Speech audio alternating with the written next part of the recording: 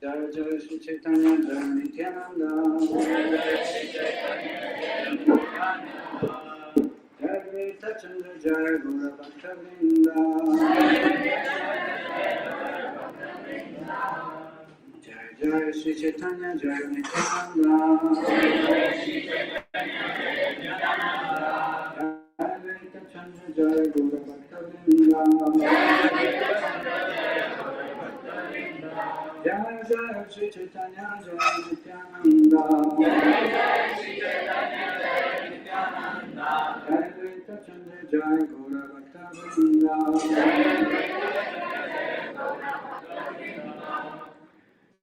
Reading from Sri Chaitanya Charitamrita. This is Adi Lila, Chapter 5, entitled The Confidential Reasons for the Lord's Appearance. Text 42.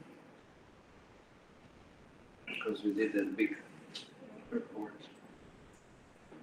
Oops.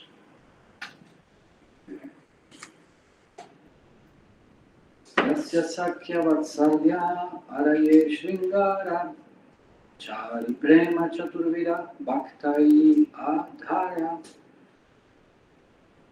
Translation, there's no purport. 4 kinds of devotees are the receptacles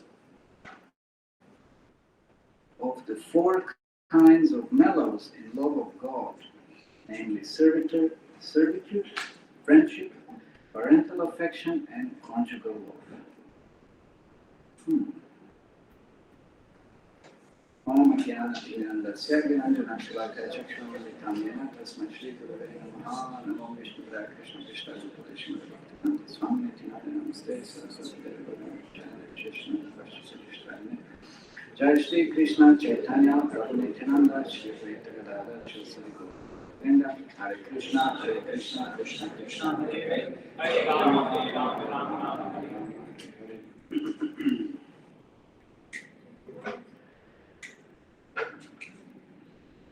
One interesting thing is that Shankha is excluded, right? There are 5 different relationships that one can have with Krishna.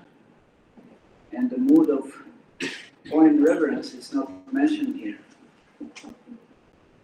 So it's excluded. So if one wants mellow, one wants deeper relationship with Krishna, exchange with Krishna, actually having some kind of exchange in relationship with Krishna, then one has to be in one of these 4 different levels. But Shanta means what? What kind of relationship is Shanta relationship? Who knows? We talked about relationship, no? Shanta, Dasya, Sakya, Vatsalya, Madhurya. So what kind of relationship is Shanta? What is it? One-way relationship? No.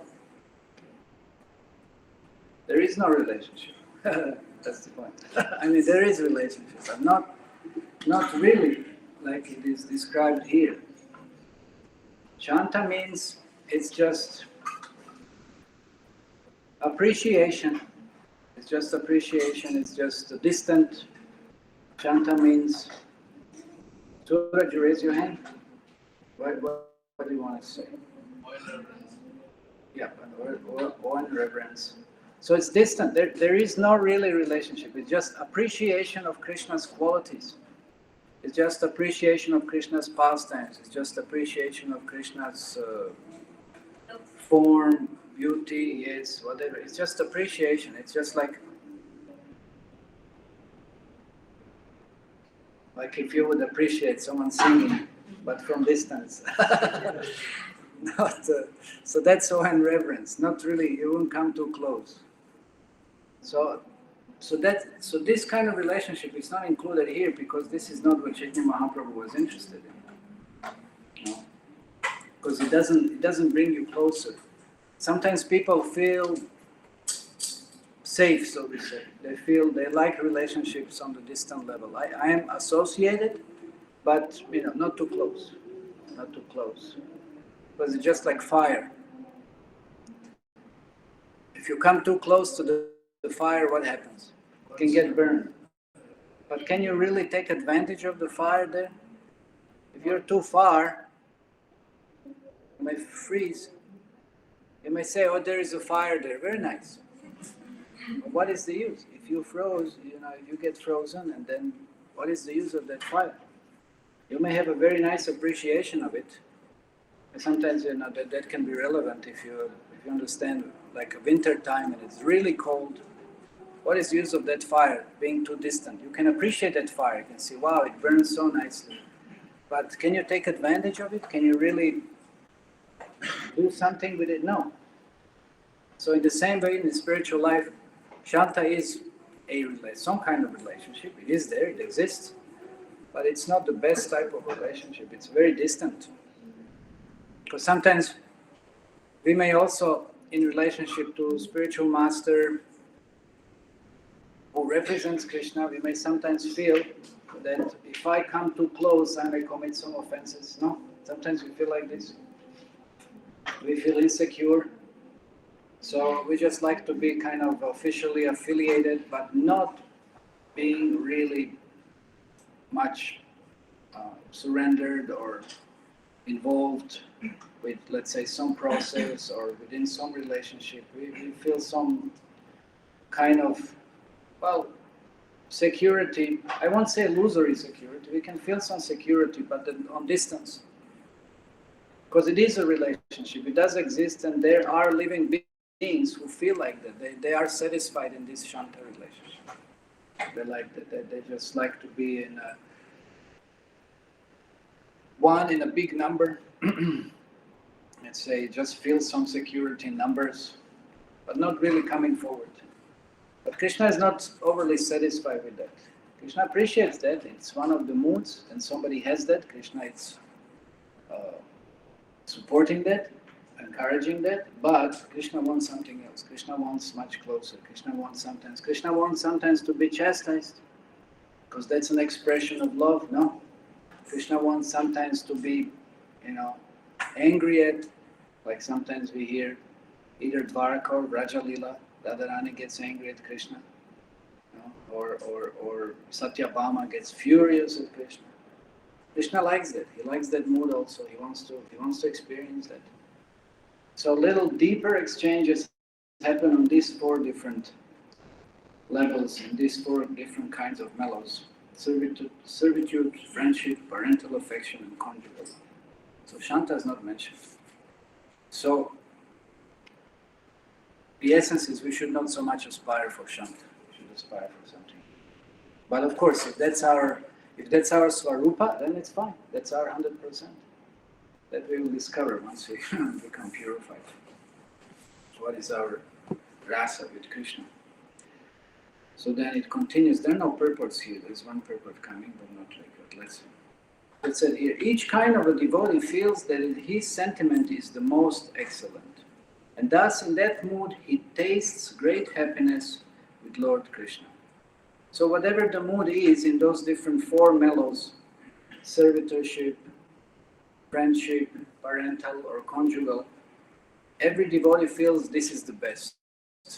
Like sometimes we come across that many people in the world, they're satisfied with their position. Now, that's arguable in a way whether their position is real position, permanent position, absolute position, whatever it is. But you feel sometimes people have that feeling that I'm happy, I'm satisfied. And there's nothing you can do. Sometimes they may be even wrongly situated. We can really understand they're not properly situated, but they feel satisfied with it. Or sometimes people, practice different processes. They, something funny came to my mind, but anyway, I won't say this is in one book. It's like, they're committed. Okay, maybe I'll say it, because now it's in the book of my Guru Maharaj. He says, it's there.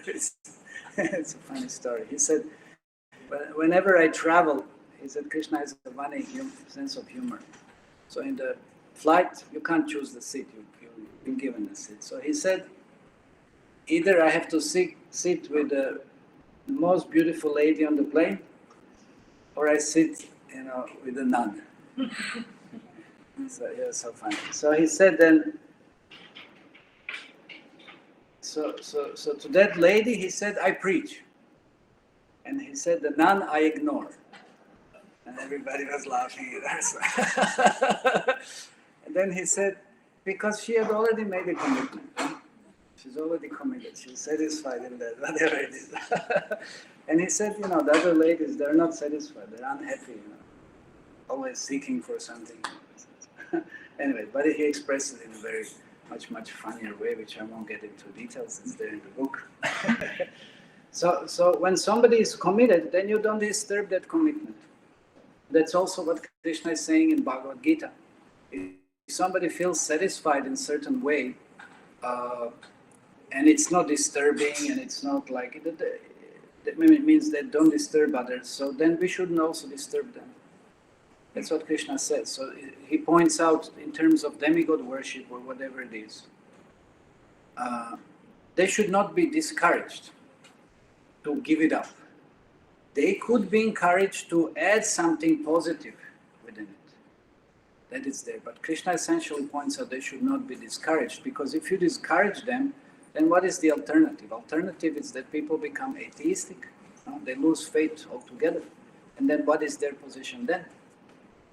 Then it's more harm done than benefit.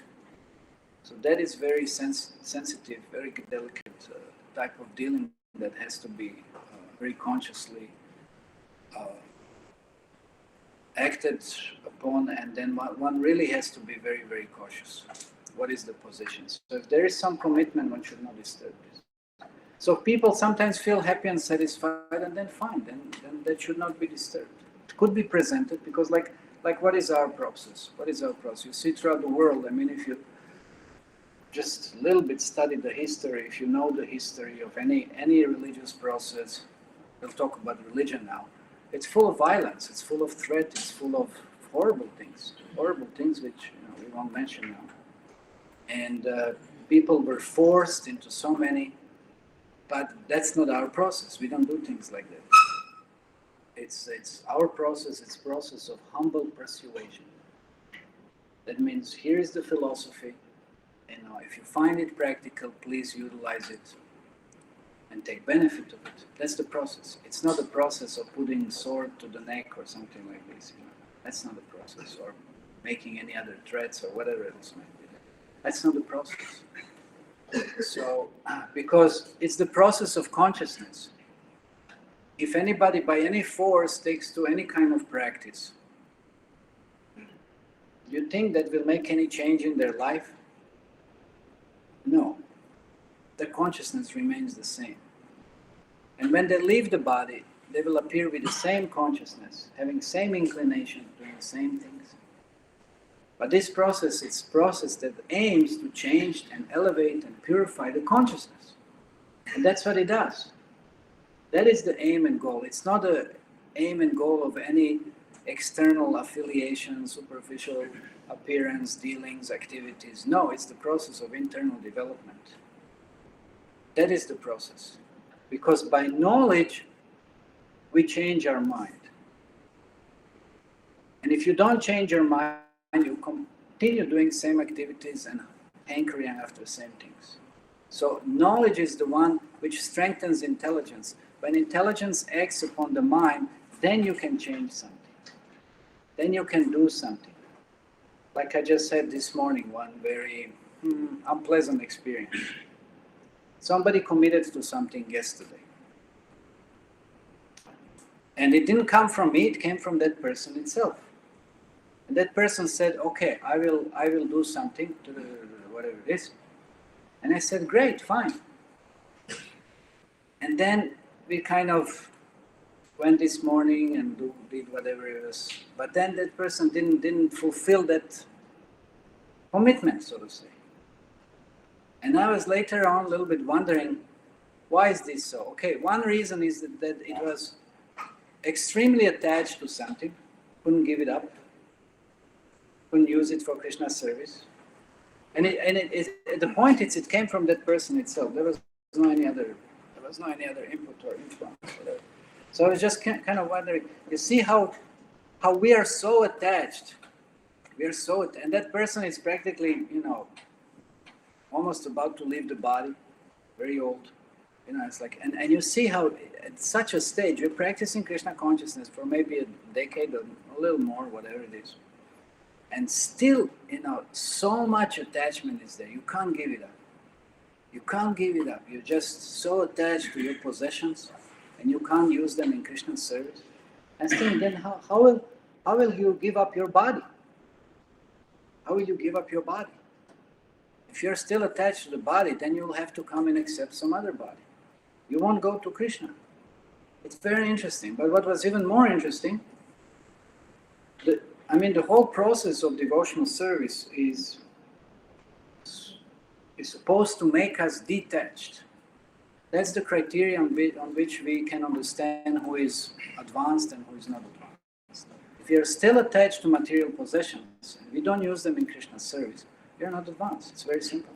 It's a very simple way of understanding one's spiritual position.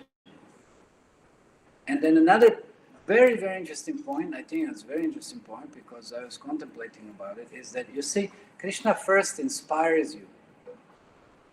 Krishna tells you what to do.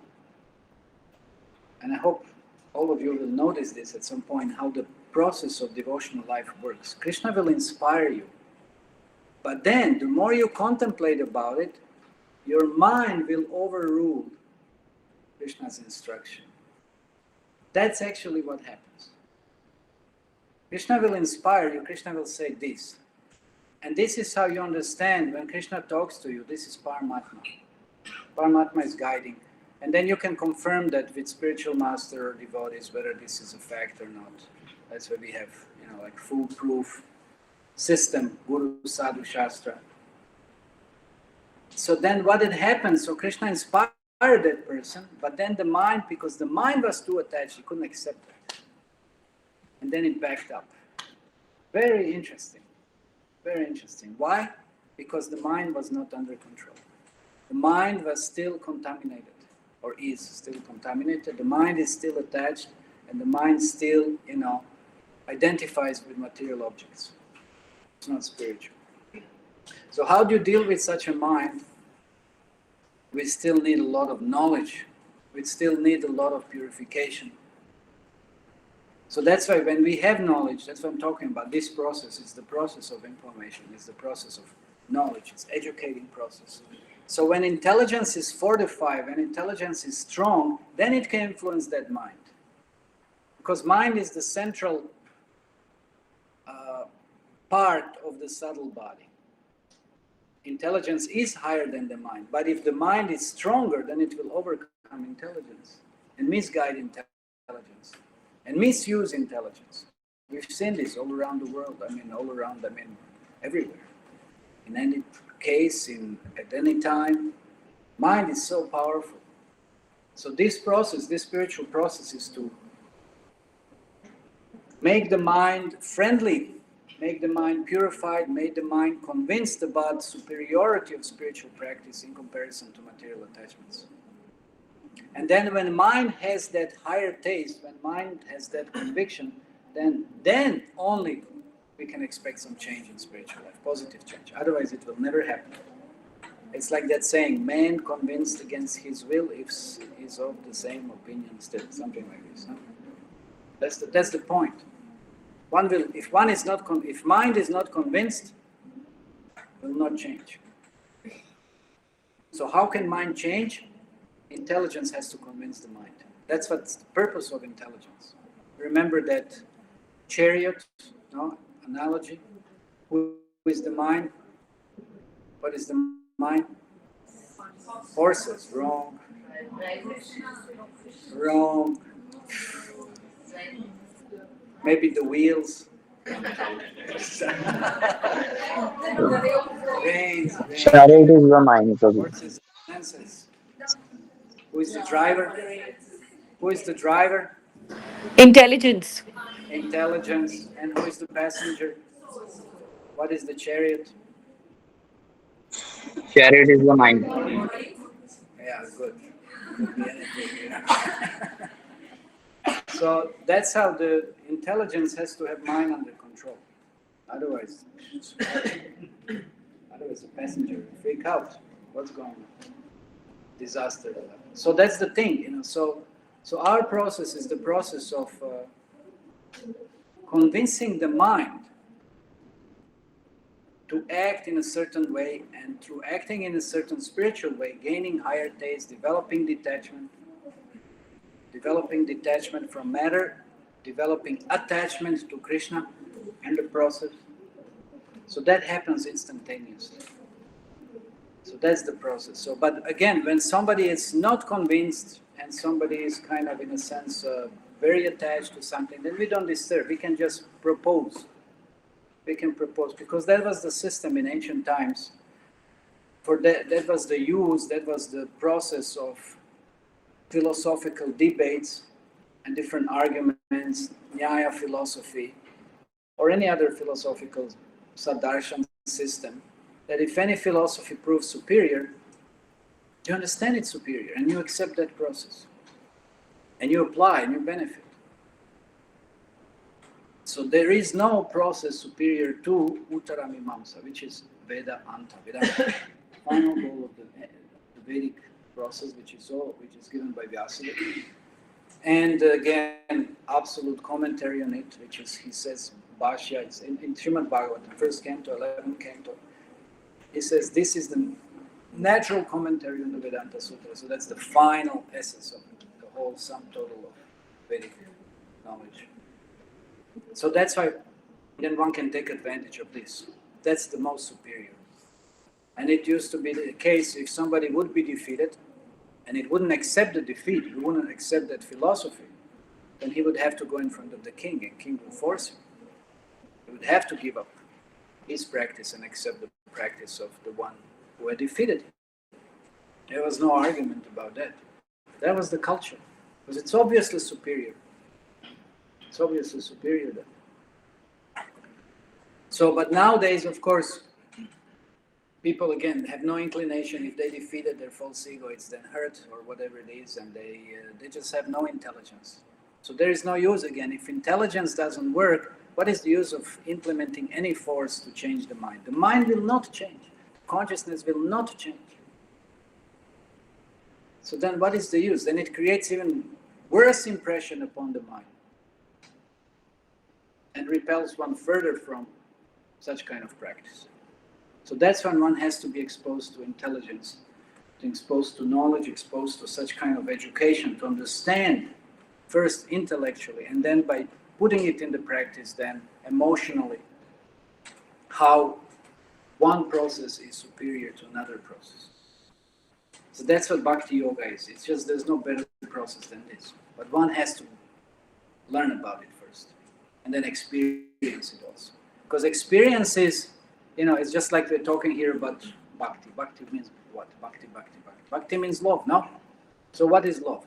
Is it intellectual understanding? Huh?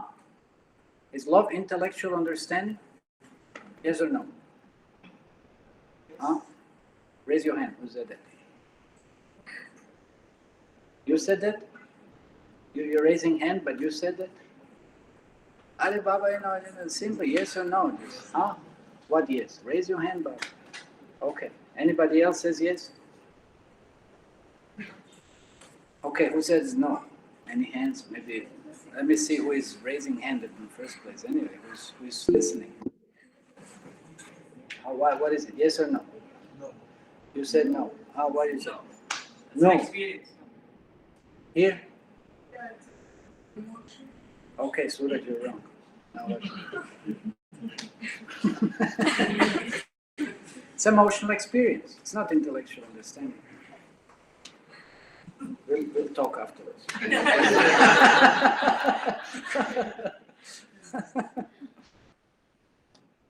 So, experience means what? It means you have to do something. No, it's not just a noun. It's a verb also. Love is not a noun. It's a verb. Verb means you have to prove it. Action. You have to do something. You have to sacrifice. You have to do something. No, that's the whole point. So that's a very powerful process. So that's why we have to have that experience. We have to present that experience and then be detached. That's also Brahminical principle. We present things, and who wants can take advantage, who doesn't want, again, Haribol, we remain detached. Yeah. That's the process of our presenting spiritual practice. Because again, as I said, by force we'll accomplish nothing, and just something contrary, something worse. Okay, any comments on this? Questions? We go further. Yes. You are saying that by force we cannot implement this kind of healing with anyone, but in our temple we are forcing people to at least read once, at least do this thing once, and then again start coming, like so and so this process. Well, some force has to be there, but you're in the temple willingly, no? So then, let's say you come, it's like sometimes people feel shy, no? And they don't do it. So then you need a little force to encourage them. No? That's a different type of force. Like Prabhupada gives example. Arjuna came on the battlefield and then he didn't want to fight. So I said, what is this? So Acharyas give example. He said it's just like a actress. She comes on the stage and then she sees relatives and this and that, and she feels shy and he doesn't want to dance now. And what is it? You're already on the stage. Everybody's expecting you to do something. No? And what's the point of feeling shy then? No? So then somebody has to come, do something. You're already on the stage. What's the point? Let's make a bigger blunder. No? You come to the temple. Now what's the point? No? So read a little bit, take some japa mala, do some japa, this, that. No? Okay. Any other questions? Okay. Yes. So, Yeah. this is what you said about before earlier, that when you have the same consciousness while you are dying, the same consciousness you will get the birth in the same another body at the same. Yes, pretty much the same consciousness. There's not much difference. Said for hundreds of lifetimes, you don't really advance much. That's a slow evolutionary process. If you don't take to bhakti, you will be, let's say, somebody's into, even if you deserve human body, that's another question. Let's say if you deserve another body, let's say somebody's playing sports. So he'll be playing sports, same sports for lifetimes. And then maybe he'll get tired of one, then he'll shift to some other sport or something. And then after that, then he'll become tired after all of these things, then he'll consider doing something else.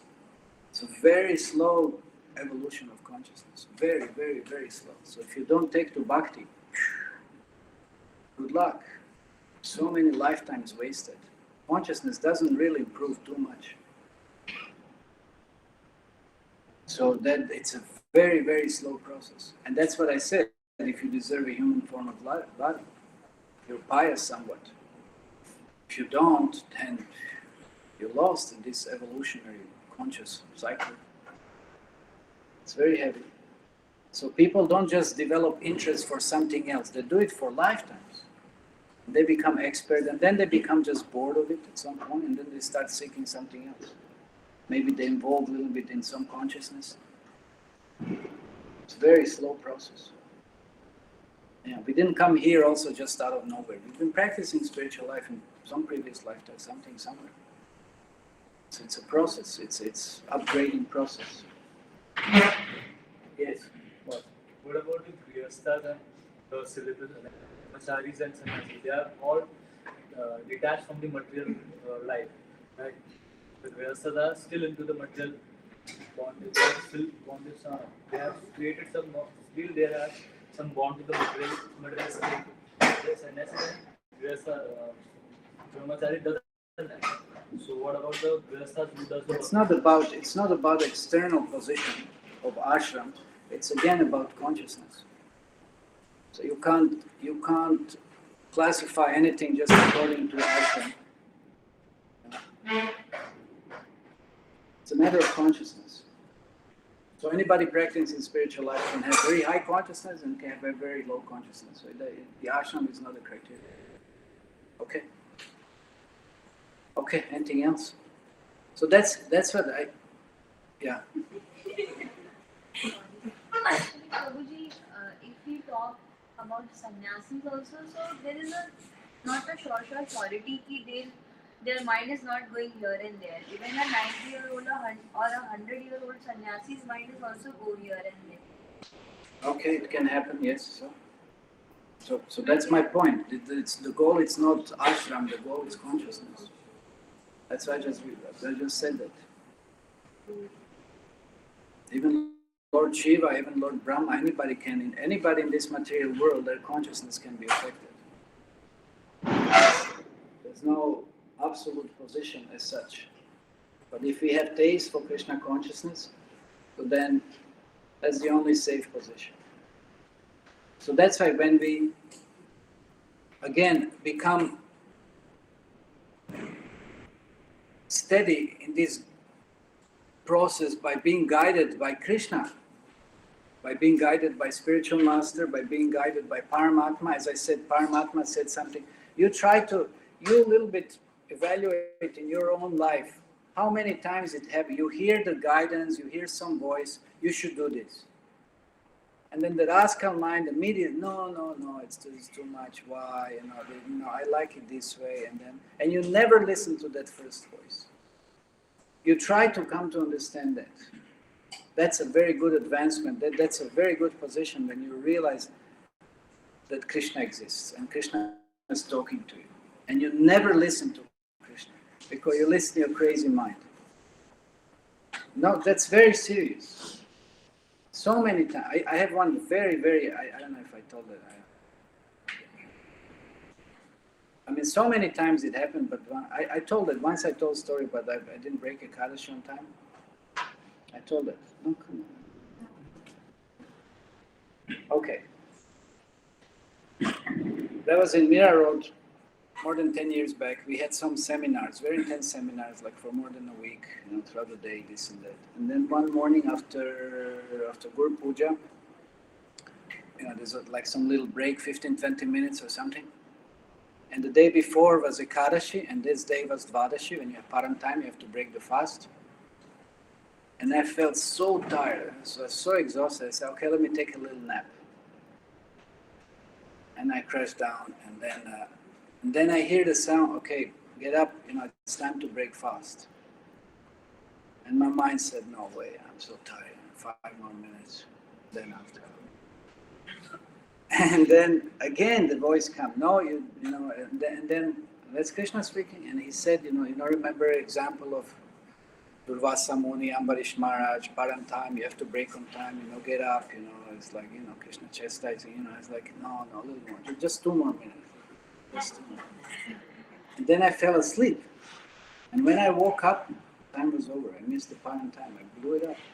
I didn't listen to Krishna. Because my crazy mind wouldn't wake up. I blew it. So how many times it happens like this? Krishna is trying to guide us. Krishna is instructing us, and we are ignoring Krishna.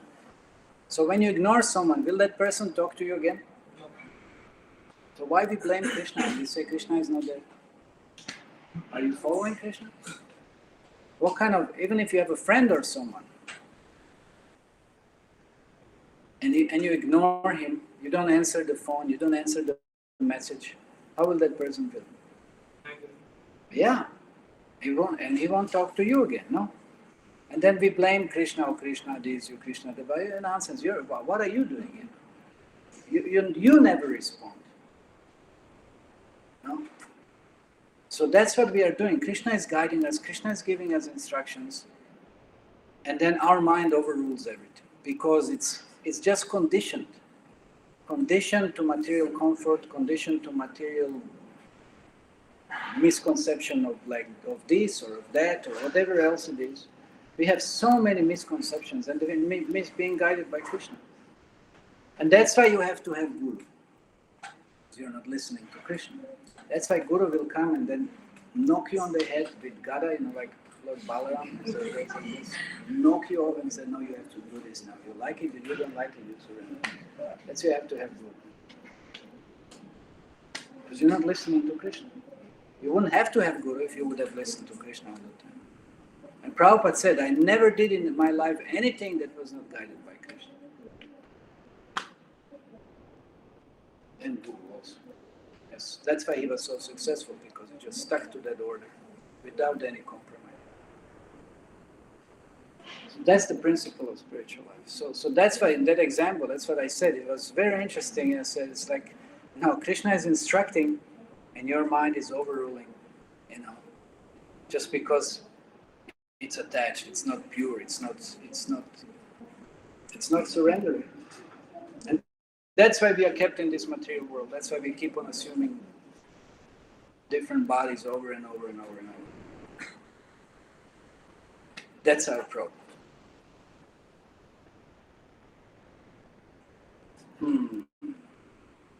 Yeah, anything else, or you'll continue reading?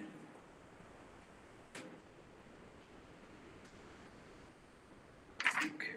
So each kind of a devotee feels that this sentiment is the most excellent, and thus in that mood he tastes the great happiness of Lord Krishna. Okay, so I said, so we feel satisfied or somewhat satiated, whatever it is, or maybe we are in such illusion that we sometimes gain something but still didn't realize its flaws or whatever. So we feel contented to the extent. So that happens on the material level, but that's definitely the case in the spiritual level, when one is fully satiated and satisfied in particular relationship with Krishna. That we already discussed. We discussed how Hanuman, for whatever else in the world, will never change his relationship with Krishna, with the Lord Ram. He's not going to come and hug Lord Ram and say, "Hey, Haribol, how you doing?" or something. He's never going to do that. He just bow down, he just kneel down, and just wait, please, my dear Lord, order me what you want me to do. He's in Dasya. He's not in Sakya. He's not in Vatsalya. He's not in Madhurya or whatever, this and that. No, he's in Dasya. He likes that mood. He'll never change. He's fully satisfied. He's fully satiated. So each devotee thinks that's the best. Mother Yashoda doesn't think that, Radharani's position is the best. No, she's fully satisfied in that position. And then that's how Krishna reciprocates. Whatever your position is, Krishna will reciprocate, and you'll be fully satisfied. That's the spiritual world. But that's on spiritual level. In material world, we have false conception that, yes, this is what is satisfying me. And then after some time, like I said, somebody plays sports, or somebody's in politics, somebody's in there. You feel, yes, this is what is satisfying me. But afterwards, you just realize it's horrible. It's horrible. How did I ever think that this is something that is making me happy? Because you're conditioned, and you don't realize, anything beyond that conditioning. So that's why that's a different position. But spiritually, one is fully satisfied. So that's why sometimes it takes lifetime when people realize, oh, this is so boring, so useless, so meaningless. Why did I waste my time on pursuing all of that? How many people, study, and then finally they get a degree, and then afterwards say, why did I waste my time with this? Or they start some work and so they're so enthusiastic, this, and after some time again, what's that? Anyway, so that's on material level, but spiritually, devotees are fully satisfied. They will never change this for anything, because it's spiritual life. It's ever increasing, ever increasing. It's always newer and newer and newer spiritual experience, no matter what kind of relationship with Krishna there is. So that's the beauty of spiritual practice. Okay, but if we compare the sentiments in an impartial mood, okay, we find that the conjugal sentiment is superior to all others in sweetness. So now it depends what taste you like. You like sour, you like namkeen, you like hadwa, you like what you like, it's like, which taste do you like? So in sweetness, you like sweet, that's Krishna Madhuram, Madhuram this, Madhuram that, Krishna, everything is Madhuram but Krishna. So in purport, Srila Prabhupada said, no one is higher or lower than anybody else in transcendental relationship with the Lord, for in the absolute realm, everything is equal. But although these relationships are absolute, there are also transcendental differences between them. Thus, the transcendental relationship of conjugal love is considered the highest perfection. So it's about amount of sweetness. So if somebody likes something more sweet, well, that's what this rasa is all about. Somebody likes something more, sour or whatever it is, or mixture. Are mixtures also. But another reason that it's explained why Madhurya is considered higher than all the others because it contains all the other rasas also. Because it involves servitorship, it involves close friendship, it involves care, nourishment, protection. That's Vatsalya. So it involves all the other rasas also. That's why this rasa is considered higher than the other. But again, if one is in any, he'll be feeling that he's perfectly satisfied in any of these rasas. Okay, we'll stop here. Time's up. Any final question or comment?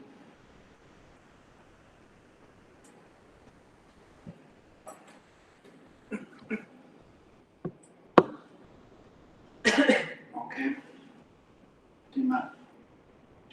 Shri Chaitanya Charitamrita ki jai.